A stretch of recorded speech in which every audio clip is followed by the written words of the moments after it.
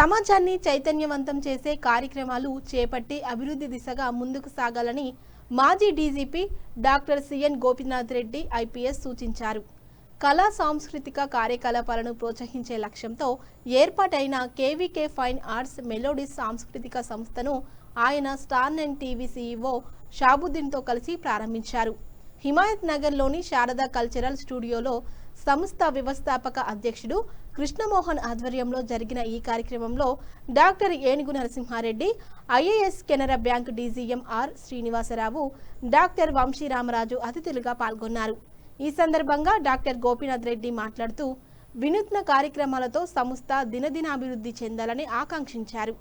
భారతీయ కళలు, సంస్కృతి, సాంప్రదాయాలను భావితరాలకు అందించడంలో సాంస్కృతిక సంస్థల పాత్ర ఎంతో కీలకమన్నారు.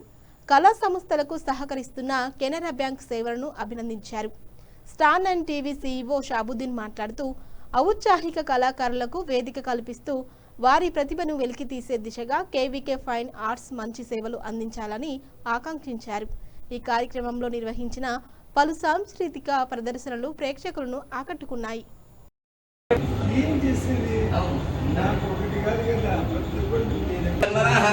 देवी हिरण्यगर्भिणी देवे प्रदोदरे सदने सज्जाजने धीतं ये ये ये ये विधिनी इंद्रवती जामिनी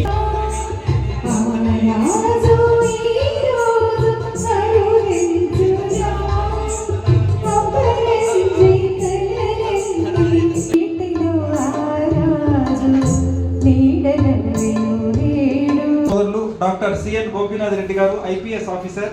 ఉమ్మడి రాష్ట్రంలో ఉన్నప్పుడు వారు రాష్ట్ర డైరెక్టర్ జనరల్ ఆఫ్ పోలీస్గా పదవి బాధ్యతలు నిర్వహించారు. ఫంక్షన్స్ ఉంటే శ్రీనివాస్ గారిని పంపిస్తారు.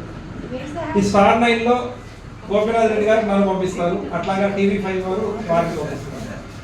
So it is a coincidence. And మీ అందరి ముందు ఇప్పుడు ముఖ్య అతిథులు అందరూ వచ్చారు. మనం జ్యోతి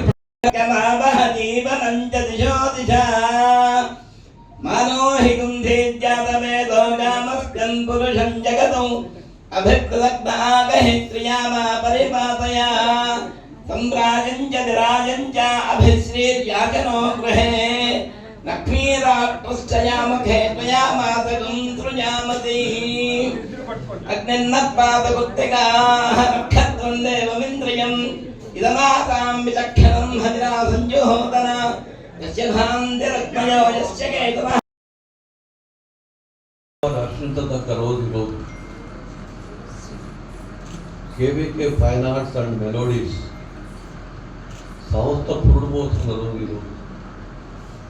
ఒక కొత్త సంస్థకి శారదా స్టూడియోలో జన్మ లభించింది. అది కూడా డాక్టర్ సిఎన్ గోపీనాథ్ రెడ్డి గారి చేతుల మీదుగా. ఎవరైతే సంస్థను ప్రారంభిస్తారో ఆ చేతుల్లో ఉన్న మహిమ వల్ల కూడా సంస్థలు ఎదుగుతాయి. 1972లో సెప్టెంబర్ నెలలో వంశీ అనే సంస్థను సోమవారం ఇనాగ్రేట్ చేశాడు. సభలకు ఆపద్బాంధవుడు, అనాథ రక్షకుడు. కృష్ణమోహన్ గారు రవీంద్ర భారతి గురించి చెప్పారు కాబట్టి నేను ఒక అడ్వాంటేజ్ తీసుకుని ఆ మాట చెప్తున్నాను. ఏంటంటే రవీంద్ర భారతిని సకల కళల నిలయంగా ఎప్పుడో మార్చారు. మనం కొత్తగా మార్చేది ఏం లేదు. 1961 నుండి ఆ రోజు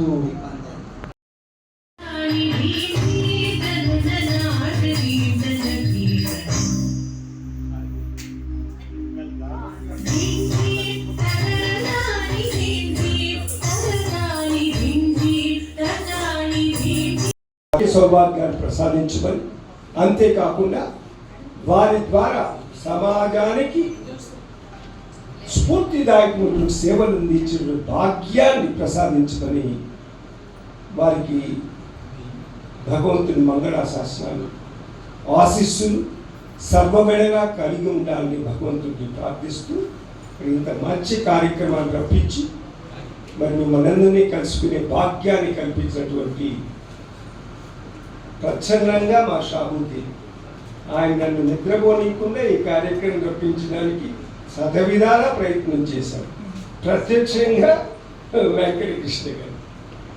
మరి మీకు భగవంతునికి నా కృతజ్ఞత అభినందనలు తెలియజేసుకుంటూ సెలవు తీసుకుంటాను.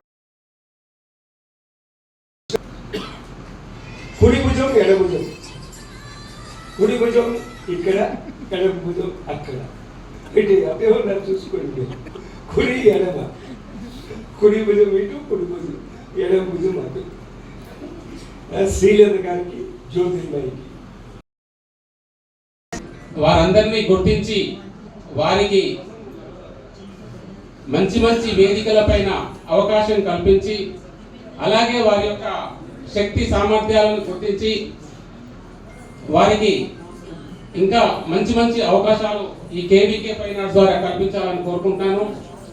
అలాగే కృష్ణమోహన్ గారు కెనరా బ్యాంక్లో వారి యొక్క వృత్తిని ప్రారంభించి గ్రామీణ ప్రాంతాల్లో, పట్టణ ప్రాంతాల్లో ప్రతి దగ్గర వారి యొక్క సేవలు అందించి బ్యాంకులో మంచి పేరు ప్రతిష్టలు పొందినటువంటి వ్యక్తి కృష్ణమోహన్ గారు. అలాగే వారికి ఈ సంస్థ ద్వారా ఇంకా మున్ముందు మంచి పేరు ప్రఖ్యాతులు కోరుకుంటున్నాను. Thank you.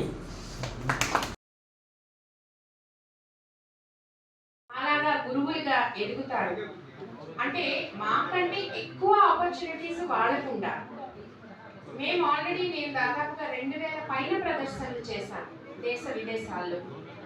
కాబట్టి నాకంటే నా స్టూడెంట్కి, ఒక మంచి స్టూడెంట్కి నేను భవిష్యత్తు ఇవ్వగలిగితే ఆ నటరాజు నన్ను ఆశీర్వదిస్తాడు. ఇంకా కొంతమందికి ఆ యొక్క నాట్యం ఎలా చేయాలి స్టేజ్ ఫియర్ లేకుండా అన్న ఆలోచన కలుగుతుంది. ఇలా చేస్తూ వాళ్ళు పైకి వస్తారు అని చెప్పి ఆ ఉద్దేశంతో నేను ఒక్కొక్కసారి ఒక్కొక్క కళాకారుని చూస్ చేసుకుని వాళ్ళకి అవకాశం ఇచ్చి